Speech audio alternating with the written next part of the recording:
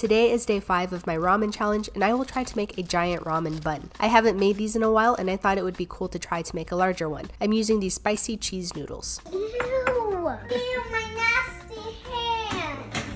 To the noodles, I'm also going to add some of the pastrami from yesterday, just going to chop them up into smaller pieces. Next, I'm going to include some Carolina Reaper cheese that Holly got me the last time she was here. To quote her, she said, "You would love this, you should get it." Then she threw it in my grocery basket. I started cutting the cheese, I cut them into little cubes and then this was a last minute decision. I knew it was going to be rich, so I decided to chop up some kimchi to cut through that savoriness a bit. I threw the pastrami, cheese, and kimchi into the noodles and it was time to roll out the biscuit dough. I read the directions on this thing every time just to see if they've made the process any less scary.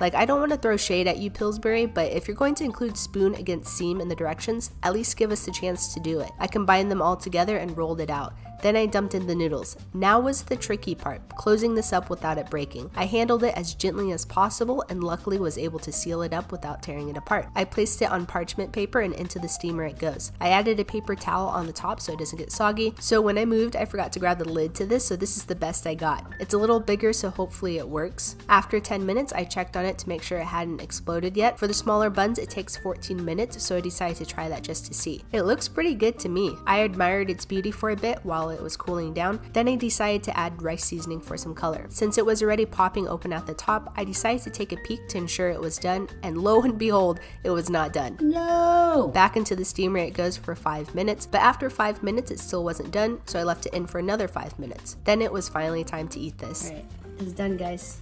It definitely had good weight to it. I'm sad the top opened up, but the bottom looked great. I took a bite and it was good. Fill a biscuit up with anything and I'm down for it. Fluffy dough, delicious noodles, salty pastrami, crunchy kimchi, and I hadn't gotten to the cheese yet, but I could definitely smell it. When I did get a bite of it, it was strong, like they used fresh Carolina Reaper peppers in the cheese. That Carolina Reaper cheese is no joke.